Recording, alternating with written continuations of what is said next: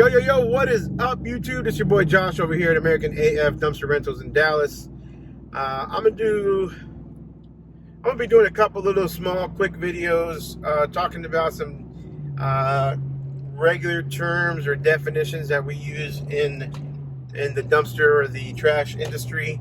Somewhat educational. Some of you guys may know this already, be second nature, and others of you may have never even heard of it before, and this is your first time hearing these things, so and are just getting into the business and you want to learn. So here we go. But before we do that, we're gonna go ahead and roll the intro.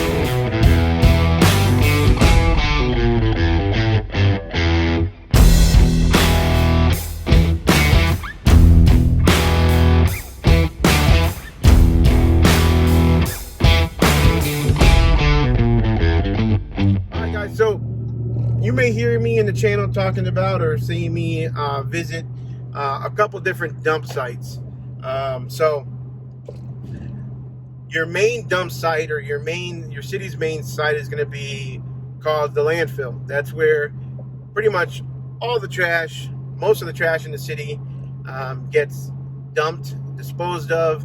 They mount it on top of each other, and they use, I don't know exactly how a landfill works. Don't get me wrong.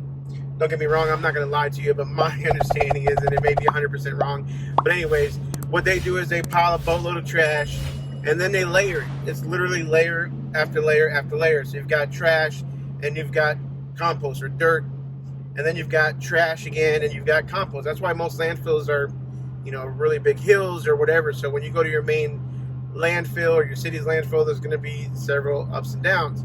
Now, in the DFW area, your main City of Dallas landfill, owned by the City of Dallas, is called McComas.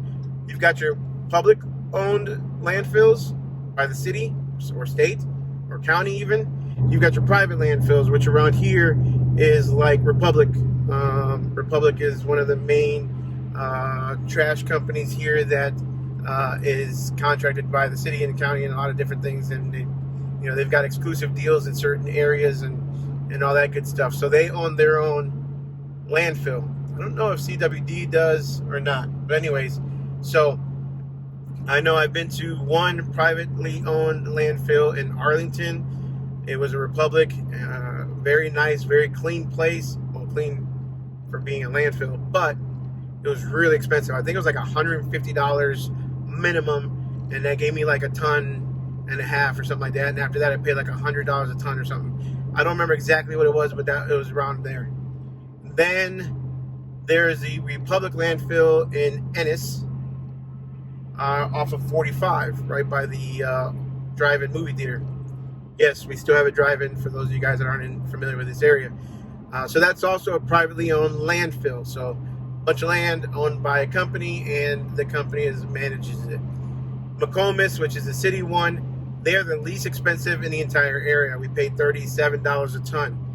Republic and Ennis charges, I believe it was like $97 minimum. It doesn't matter if you have, a pickup load of trash or a ton in a trailer.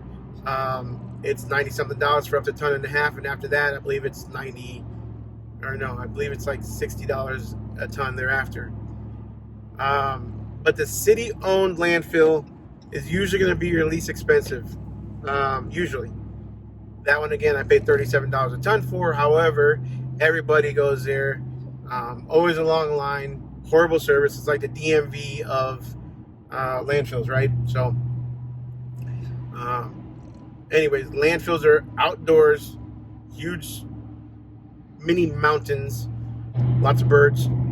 Then you have your transfer stations. Your transfer stations are usually mini hubs throughout the city, right? So mini hubs throughout the city that, again, are usually owned by the city to make it more convenient for their residents to throw away trash.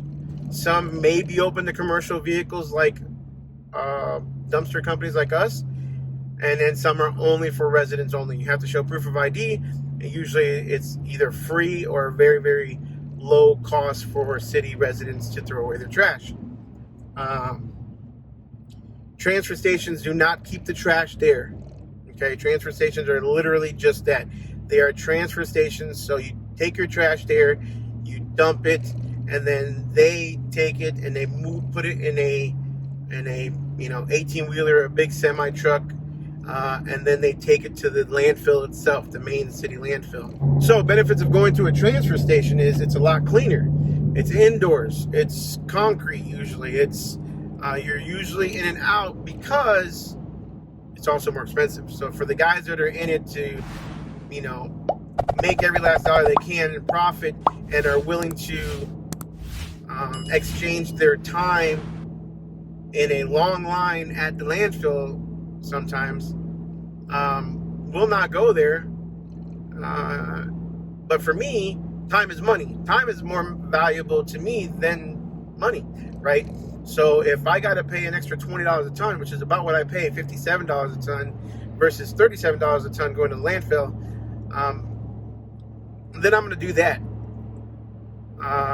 But keep in mind, I'm also saving money because at the landfill, the odds of me getting a flat tire are much greater than at the transfer station. Still happens,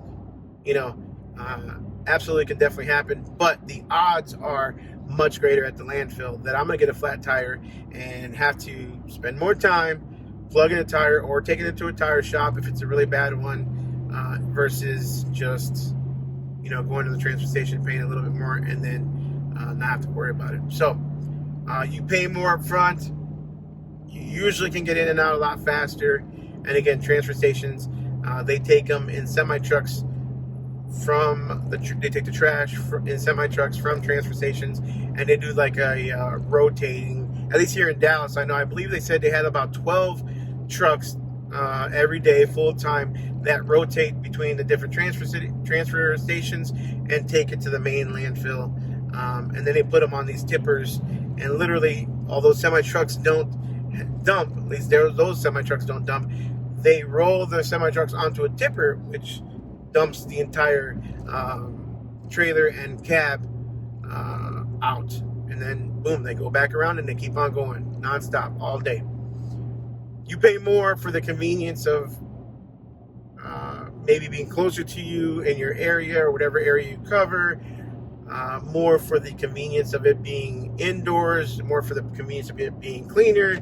It doesn't tear up your truck as much, hitting some massive potholes or bumps that you didn't see or didn't expect at the landfill.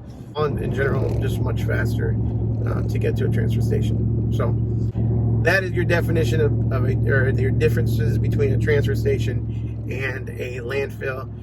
Basically, all you need to do in your city is just Google it. You don't know where the landfill is in your area, just Google it. That's what I did. I had no idea. I had not ever in my life been to a landfill until the day, my first time with my cargo trailer full of trash from my first customer. Before then, I have never been to a landfill, and I've never been to a transfer station. All you gotta do is Google it, look up landfills near me, transfer stations near me, call up the transfer stations, ask them for pricing, do your homework, get a notepad and paper, write down the names of the places that take commercial vehicles, write down if you have to have proof of residency, write down how much they charge you per ton, so that you know. And then some places don't take like shingles, and some places don't take mattresses, appliances. Other places you have to take your recyclables separately or your appliances separately from your trash. So know all of this stuff ahead of time so that when you get your first customer, you're not completely lost and don't know where to go, and you're spending time, money, gas, going to and from, trying to find where you're supposed to dump this thing. So call them around. Usually every single one of them has a phone number, or you can get like a main office number where they can give you information.